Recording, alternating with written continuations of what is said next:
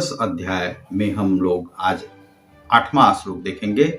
आप देख रहे हैं ग्लोबल योग गीता को, जिसमें आपका स्वागत है। सबसे पहले श्री हनुमान जी की वंदना। श्री गुरु चरण सरोज रज निज मन मुकुर सुधार, वर्णो रघुबर विमल जसु जो दायक फलचार। बुद्धिहीन तनु जानके सुमिरो पवन कुमार, बल बुद्धि विद्या देहु मोहि हरहु कलेश विकार। जय हनुमान ज्ञान गुण सागर, जय कपीस तिहुँ लोक उजागर। वक्रतुंड महाकाय सूर्यकोटि समप्रभा, निर्विघ्नं कुरु मे सर्व कार्येषु सर्वदा। ओम। तो आज हम लोग 8वां श्लोक देखेंगे। 8वां श्लोक क्या है? तम अस्त्व ज्ञानजम विद्धि मोहनम सर्वदेहिनाम, प्रमादा अलस्य निद्रा भी अस्तन्नी बधनाति भारत। देही नाम समस्त देहधारी तमोगुण तमः, अज्ञान जम अज्ञान से उत्पन्न, आलस्य आलस, निद्रा भी तथा नींद द्वारा निमग्नाति बांधता है।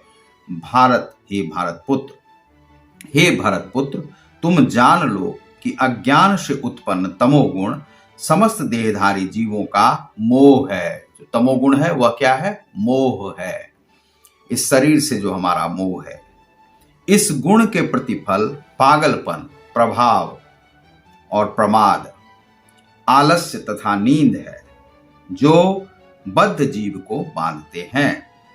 तो यहाँ पर तमोगुण की चर्चा की गई है। जो तमोगुण क्या है? तो तमोगुण जो है वह मनुष्य को आलस्य की ओर खींचता है, और आलस्य की ओर आप जाते हैं, वह आपको प्रमाद में बांधता है। यह गुण को जान लेना बहुत ही आवश्यक है। यह गीता में विशेष रूप से कहा गया। सत्व गुण, तमोगुण और जो है वह राजस गुण। यह जो गुण है, रजोगुण, तमोगुण और यह जो सत्वगुण, सतोगुण, इसे जो है इसकी विस्तृत व्याख्या यहाँ पर की गई है।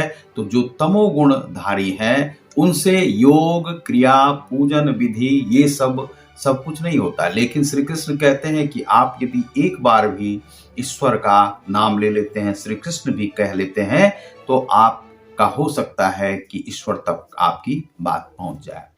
एक बार भी यदि आप मंत्र जाप करते हैं और उसमें ध्वनि और नाद जो ब्रह्म से वह जुड़ जाता है, तो हो सकता है कि वह आपकी स्वीकृति वहां पर पूर्ण हो जाए। तो ईश्वर का नाम आप किसी भी रूप में भजते हैं तो पूरा हो सकता है, चाहे वह तमोगुण। लेकिन क्रिया योग में क्या है कि जो आप तमोगुण के माध्यम से, जो तामसी वृत्ति के जो लोग होते हैं, तमोगुणी जो होते हैं, जिनके शरीर में अंधकार छाया रहता है, वे लोग क्या करते हैं? केवल नशा आदि करेंगे, प्रमाद आदि करेंगे। किसी कार्य को, आज का कार्य उसे कल परसों तरसों में टालते रहेंगे, वह कार्य को नहीं करते। उनका रूटीन भी बद्ध नहीं होता है, रूटीन बद्ध हुए नहीं चलते हैं। तो वह क्या करेंगे? वह सुबह में, यदि क्रिया योगी को क्या है कि उसका जो नियम है, निष्ठा है, उसकी बिल्कुल सही होनी चाहिए। सुबह में उठना है तो वह सुबह में उठेंगे।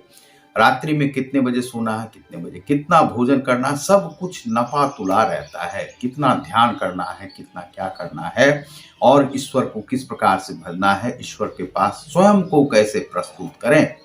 क्योंकि आप जब ईश्वर के पास बैठते हैं तो समझिए कि आप ईश्वर के पास, कोई आपको देख रहा है।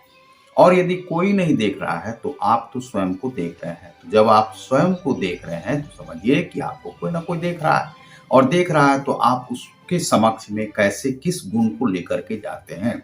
तो आप यदि प्रमादी हैं, आप कुछ ना कुछ अंट बंट बोलते रहते हैं, तो वह लेकर के ईश्वर के पास जाएंगे तो आपको कुछ भी प्राप्त नहीं हो सकता है।